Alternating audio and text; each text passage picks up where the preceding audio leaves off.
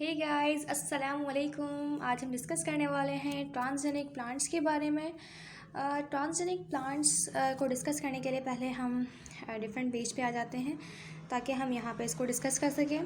सो अब क्या है कि हमारे इन्वामेंट के अंदर दो तरह के ऑर्गेनिजम्स होते हैं, ठीक है।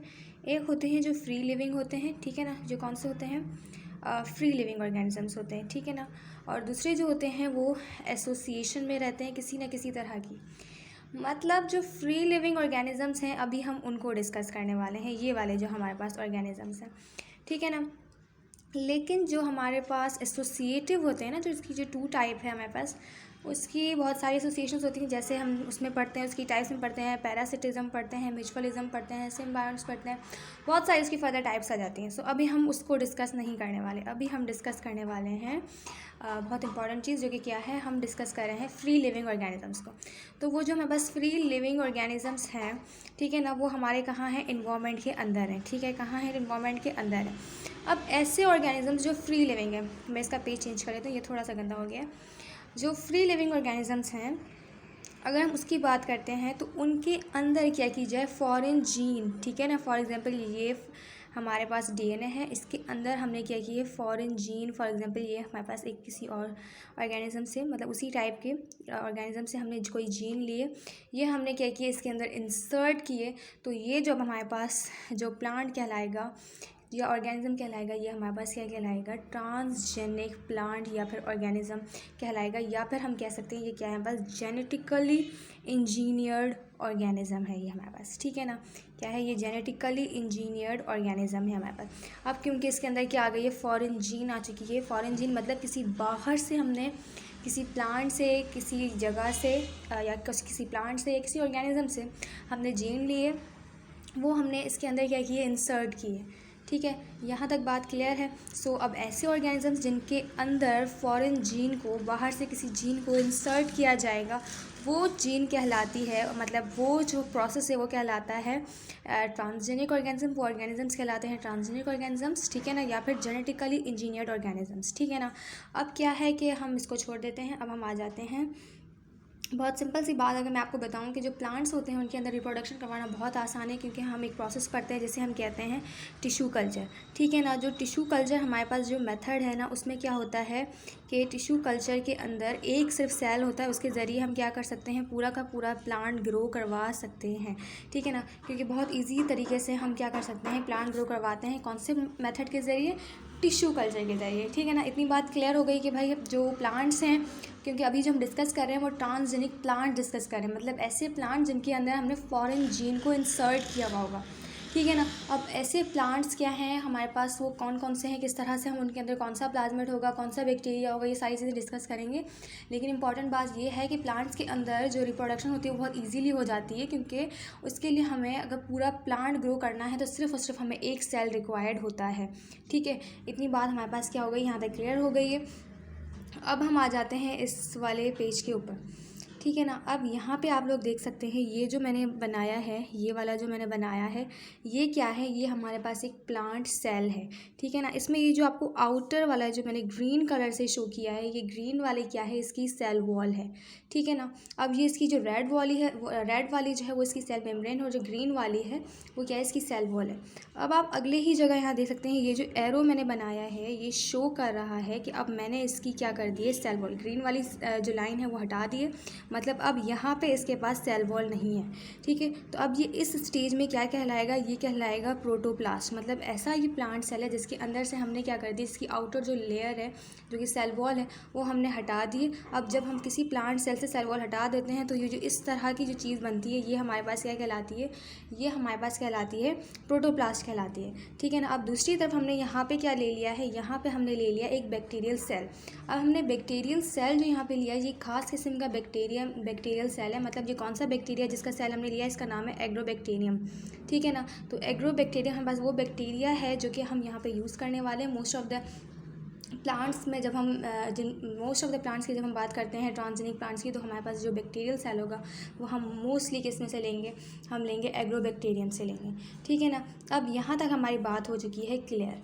अब ये जो आप ब्लू वाला देख रहे हैं, ठीक है, ये जो ब्लू वाला है, ये जो जिसको मैंने अभी रेड कर दिया, ये जो चीज़ थी, ये हमारे पास इसका अपना क्रोमोसोमल डीएनए है, ठीक है ना। इसका क्या है, अपना क्रोमोसोमल डीएनए है।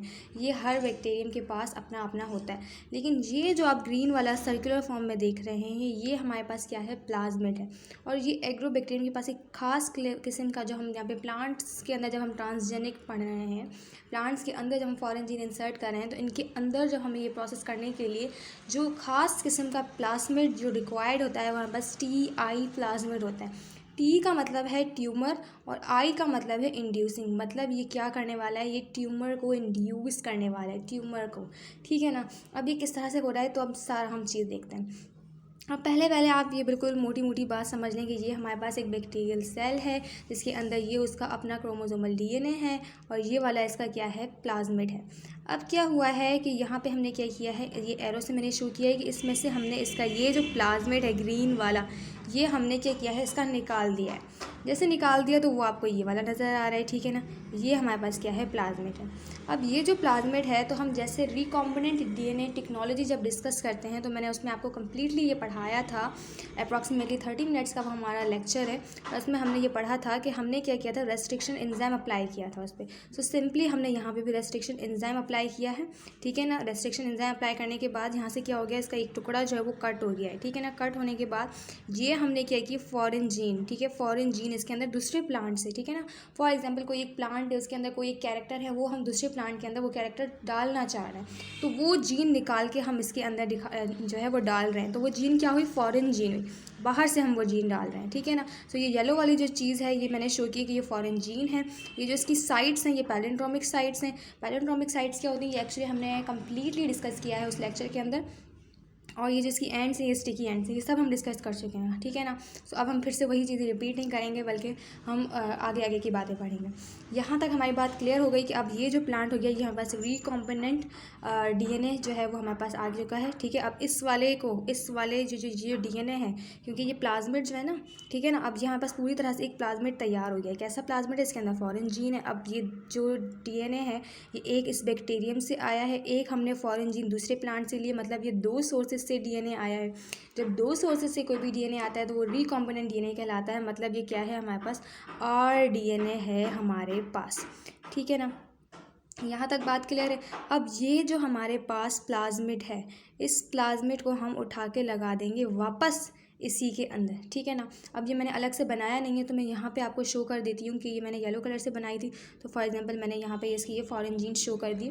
अब ये हमारे पास जो चीज़ है, ये जो हमारे पास बैक्टीरियल का सेल है, बैक्टीरियम सेल है, ये क्या करेगा, अपनी मल्टीपल कॉपीज़ करेगा। ये सेकंड प्रोसेस जो कि insertion of rDNA into host cell होता है, वो हमने कंप्लीट कर दिया है, ठीक है ना। सो क्योंकि हमने इस प्लाज्मिड को वापस होस्ट के सेल के अंदर हमने क्या किया है, डाल दिया है। बैक्टीरियल सेल जो हमारे पास होता है, वो होस्ट के तौर पे बहुत इंपॉर्टेंट किरदार अदा करता है, क्योंकि उसके अंदर प्लाज्मिड को डालना, प्लाज्मिड को निकालना बहुत ज़्यादा ईजी होता है। इसलिए मोस्टली रिकॉम्बिनेंट डीएनए टेक्नोलॉजी के अंदर होस्ट के तौर पे क्या यूज़ करते हैं, हम मोस्टली यूज़ करते हैं बैक्टीरियल सेल।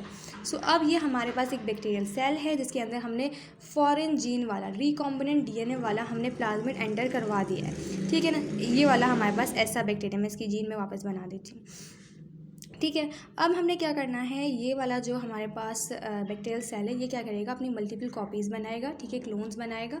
उसके बाद जो हमारे डिज़ायर्ड जो हमने जीन वाले जो हमारे डीएनए प्लाज्मिड होंगे, वो हमने क्या करना है, सिलेक्ट करने हैं डिफरेंट मेथड्स के ज़रिए, जो कि हम पिछली टेक्निक में पढ़ चुके हैं उसी तरह से, ठीक है। अब इस तरह से हमारे पास क्या है, ये ट्रांसजेनिक प्लांट्स तैयार हो जाएंगे। अब क्या है कि अब हम ये काम कर रहे हैं, ठीक है ना। क्या काम कर रहे हैं, हमने एक बहुत इंपॉर्टेंट काम किया है कि हमने क्या किया है, ट्रांसजेनिक प्लांट तैयार किया है, ठीक है ना। बहुत इंपॉर्टेंट, जब हमने एक ट्रांसजेनिक प्लांट तैयार किया है, तो अब हमारे पास जो क्वेश्चन है वो ये है कि हमने ये काम क्यों किया है, ठीक है ना। क्यों किया है भाई, तो हमें ये बताना है, इसका आंसर हमने देना है कि हमारे क्या भाई हमारा कोई ना कोई मकसद होगा। भाई आप लोग पढ़ रहे हो तो क्यों पढ़ रहे हो, कोई ना कोई आप लोगों का मकसद है, you want to be something, आप लोगों को कुछ ना कुछ बनना है, that's why you are studying. आप कोई भी काम करते हो उसका कोई ना कोई मकसद होता है। आप कुछ खा रहे हो, ठीक है ना, आपको उसके लिए न्यूट्रिशन चाहिए, आपको एनर्जी की रिक्वायरमेंट है, आपको अपनी बॉडी के बहुत सारे प्रोसेस परफॉर्म करने, इसलिए आप कुछ खा रहे हो, कुछ पी रहे हो। तो हर काम किसी न किसी मकसद के लिए होता है। सो हमने ये जो ट्रांसजेनिक प्लांट्स तैयार किए, ये भी हमने बेवजह तैयार नहीं किए, इनका भी कोई ना कोई क्या है मकसद है। सो वो अब हम 3 मकसद जो कि हमारे बुक में लिखे गए हैं, अगर हम उनको डिस्कस करें तो वो क्या है कि पहला मकसद ये है कि हमने क्या करना है, ऐसे प्लांट बनाने हैं जिसके अंदर न्यूट्रिशन की जो मिकदार है वो क्या हो, ज़्यादा हो, ठीक है। अब ऐसे प्लांट्स जिसके अंदर जो भी हमारी जो ह्यूमन बॉडी है, ठीक है, फॉर एग्जांपल एक इंसान है, अगर उसे जो है ना, हमारे जो टोटल अमाइनो एसिड्स होते हैं वो 20 होते हैं, जिसमें से 10 जो होते हैं वो इसेंशियल होते हैं और जो 10 होते हैं वो नॉन एसेंशियल होते हैं। तो हमारी बॉडी को इनमें से जो जो अमाइनो एसिड रिक्वायरमेंट है, अगर वो सारे इस प्लांट के अंदर मौजूद होंगे तो ये क्या है, हमारे लिए बहुत अच्छी बात है। इसलिए ऐसे प्लांट्स बनाए जाते हैं जिनके अंदर ज़्यादा न्यूट्रिशन हो, सारे के सारे अमाइनो एसिड्स मौजूद हों, ठीक है ना। तो इसलिए हमारा एक तो मकसद ये है कि हम मोर न्यूट्रिशन वाले जो प्लांट्स हैं, मोर न्यूट्रिशियस प्लांट्स जो कि हम तैयार करना चाह रहे हैं, इसलिए हम ट्रांसजेनिक प्लांट्स तैयार कर रहे हैं। एक तो हमारा ये मकसद है कि हमें ज़्यादा न्यूट्रिशन वाले प्लांट्स चाहिए, ठीक है। दूसरा हमारा मकसद ये है कि हमें क्या होता है कि जब हम कोई भी प्लांट जो है वो उगाते हैं तो क्या होता है उस प्लांट में कि उन्हें हमें फर्टिलाइज़र्स देने पड़ते हैं। अब किस तरह के फर्टिलाइज़र्स होते हैं, हम पढ़ते हैं कि NPK मतलब नाइट्रोजन, फॉस्फोरस एंड पोटेशियम, ठीक है ना। सो 5%, 10% और ये 5% मौजूद होता है, ठीक है ना। मतलब ये जो नाइट्रोजन है ये 5%, फॉस्फोरस 10% और पोटेशियम 5%, ये हमारे पास इनका रेशो होता है एक्चुअली, ठीक है ना। ये सारी बातें इतनी इंपॉर्टेंट नहीं है। जो इम्पॉर्टेंट बात है वो ये है कि ऐसे प्लांट जो कि ट्रांसजेनिक प्लांट्स होंगे, इनको क्या होगा, लेस फर्टिलाइज़र्स रिक्वायर्ड होंगे, ठीक है ना। हमें इनको खाद ज़्यादा नहीं देनी पड़ेगी, ठीक है ना, क्योंकि ये क्या करेंगे, इनके पास एबिलिटी होगी कि ये जो हमारे एटमॉस्फेयर के अंदर जो भी नाइट्रोजन मौजूद है ये उसे यूज़ कर लेंगे, ठीक है ना, नाइट्राइट या फिर नाइट्रेट्स की फॉर्म में ये उसे यूज़ कर लेंगे। तो ये हमारे पास क्या एक पॉजिटिव पॉइंट है, इसलिए हम एक ये पॉइंट चाह रहे हैं, इसलिए हम जो है वो ट्रांसजेनिक प्लांट्स बना रहे हैं। एक तो हमारा ये मकसद है, ठीक है ना, 2 मकसद हो गए। तीसरा मकसद हमारा ये है कि भाई हमें मालूम है कि टेम्परेचर क्या होता है, कम समटाइम्स क्या होता है, लो होता है, ठीक है, समटाइम्स क्या होता है, हाई होता है, ठीक है ना। मतलब गर्मियों का मौसम होता है, सर्दियों का मौसम भी होता है। गर्मियाँ बहुत एक्सट्रीम में भी होती हैं और जो सर्दियाँ होती हैं वो बहुत एक्सट्रीम में भी होती हैं। ऐसी कंडीशन में प्लांट्स बहुत अच्छे से सर्वाइव कर लें, ठीक है ना। कोई भी हार्श कंडीशन हो, प्लांट के लिए अनफेवरेबल हो, भाई ऑक्सीजन की अमाउंट कम है, भाई सॉल्ट की कंसनट्रेशन ज़्यादा है, तो ऐसी कंडीशंस हों जहाँ पे प्लांट सही से ग्रो ना कर पाएँ, तो ऐसी जो हमारे पास जो कंडीशन है, इन कंडीशन में ग्रो करवाना जो कि अनफेवरेबल है प्लांट के लिए, ये उसके लिए क्या है, हेल्पफुल है। सो इसलिए हमारा एक मकसद तो ये है कि हम ट्रांसजेनिक प्लांट्स इसलिए तैयार कर रहे हैं ताकि हम चाह रहे हैं कि हमारे जो प्लांट हों वो हार्श कंडीशन हो, अनफेवरेबल कंडीशन हो, प्लांट उसमें ग्रो ना कर पा रहा हो, लेकिन हमारा प्लांट जो ट्रांसजेनिक प्लांट होगा वो उसमें ग्रो करेगा, क्योंकि हमने क्या कर दिया है, हमने उसे जो है बहुत सारी जीन्स वगैरह उसके अंदर डाली, उसके अंदर ऐसी कैपेबिलिटी है, उसको हमने रिकॉम्बिनेंट डीएनए टेक्नोलॉजी के ज़रिए बहुत सारे उसके अंदर चेंजेस हम लाए हैं, हमने मैनिपुलेशन की है उसके डीएनए के अंदर। तो अब इसके पास कैपेबिलिटी है कि ये क्या कर सकता है, ऐसी कंडीशन के अंदर सर्वाइव कर सकता है, ठीक है ना। अब हमारे पास क्या है कि बहुत सारे प्लांट्स जो हैं वो तैयार किए जाते हैं, बहुत सारे हम कह सकते हैं बहुत सारे प्लांट जो वो ट्रांसजेनिक प्लांट्स जो हैं वो तैयार किए गए हैं इस टेक्निक के ज़रिए, जो इंसेक्ट्स हों या फिर हर्बिसाइड्स हों, वायरस हों, इन सब के खिलाफ क्या कर सकते हैं, रेजिस्ट कर सकते हैं, ठीक है ना। हर्बिसाइड्स एक्चुअली क्या होते हैं, जो दवाएँ वगैरह जो होती हैं ना, किसान जो देते हैं प्लांट्स को, मतलब कोई भी किसी भी चीज़ की दे सकते हैं, फॉर एग्जाम्पल कोई बीमारी वगैरह आती है या फिर कोई वायरस अगर उन पर अटैक कर देता है तो उनसे रेजिस्ट के लिए उनको दवाएँ दी जाती है, लेकिन वो दवाएं सिर्फ फ़ायदा नहीं बल्कि नुकसान भी पहुंचा रही होती हैं। सो वो सिर्फ फ़ायदा ही दें, नुकसान ना दें, ऐसे हम ऐसे प्लांट्स भी तैयार करेंगे जिनसे तो सिर्फ फ़ायदा ही पहुंचेगा, नुकसान नहीं होगा। सो उसके लिए भी हम जो है वो ये ट्रांसजेनिक प्लांट्स तैयार कर रहे हैं, ठीक है ना। इसके अलावा जो फर्स्ट हमारे पास अगर हम बात करें, जो फर्स्ट हमारे पास प्लांट था जो तैयार किया गया था, फ्रूट था जो तैयार किया गया था, वो कौन सा फ्रूट था, वो हमारे पास था टोमेटो था, ठीक है ना। टोमेटो था। भाई हमने कहा अब भाई क्या आपने नई बात कर दी, टोमेटो तो वैसे भी उगा देते हैं, आपने क्या नया काम किया। तो भैया जी हमसे पूछिए क्या हुआ। सीन ऐसा हुआ था कि ये जो हमारे पास टोमेटो था ना, इसकी जो स्पॉइल होने की, ख़राब होने की जो कैपेबिलिटी थी वो क्या कर दी गई थी, मतलब कम कर दी गई थी। मतलब अगर एक टोमेटो का प्लांट था वो 2 दिन में ख़राब हो जाता था, तो अब वही प्लांट क्या होगा, 4 दिन में ख़राब होगा।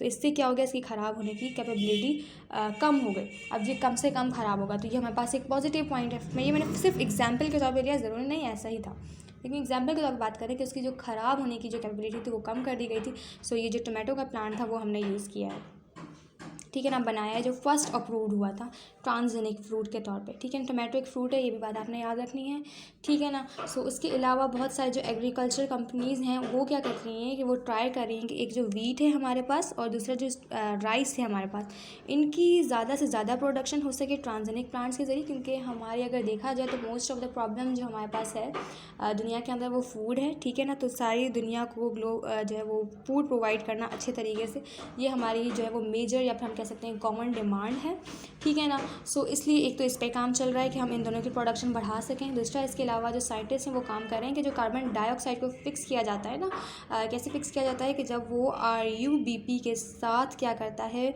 कंबाइन होता है, तो वो एक कंपाउंड बनाता है जो कि हम केल्विन साइकिल के अंदर डिस्कस करते हैं।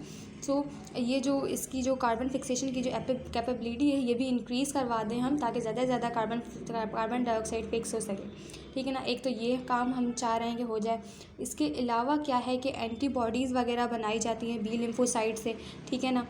एक हम ये काम चाह रहे हैं। इसके अलावा जो ट्यूमर सेल्स हैं वो क्या करते हैं, रेडिएशंस इमिट करते हैं, रेडियो आइसोटॉप्स इमिट करते हैं, ठीक है ना। फॉर एग्जांपल अगर कॉर्न प्लांट है हमारे पास, ठीक है ना, कौन सा प्लांट है, कॉर्न प्लांट है, वो क्या कर रहा है, रेडियो आइसोटॉप्स क्या कर रहा है, इमिट कर रहा है। तो इस तरह की एंटीबॉडीज़ बनाई जाती हैं उनमें से, ठीक है ना, एक तरह की। इसके अलावा क्लॉटिंग फैक्टर की अगर हम बात करें तो क्लॉटिंग फैक्टर एक्चुअली क्या है, बहुत इंपॉर्टेंट बात आपको यहाँ पे बताती चलूँ कि क्या होता है कि हमारे ब्लड के अंदर हमने पढ़ा है कि भाई 3 तरह के सेल्स होते हैं। वैसे हमारे बुक में एग्जैक्ट जो वर्ड लिखा है वो 2 लिखा है कि एक RBCs होते हैं, ठीक है ना, और एक वाइट ब्लड सेल्स होते हैं और एक प्लेटलेट्स होते हैं, ठीक है ना। टाइप्स के अंदर ये इन दोनों को मेजर कहा जाता है कि ये 2 टाइप्स हैं और प्लेटलेट्स का वैसे ही नाम आ जाता है, ठीक है ना। सो अब जो प्लेटिलेट्स हमारे पास होते हैं, अब हम उनकी बात कर रही हूँ मैं। वो जो प्लेटिलेट्स होते हैं ना, उनका काम क्या होता है, ब्लड क्लॉटिंग मैकेनिज्म में उनका बहुत अहम किरदार होता है।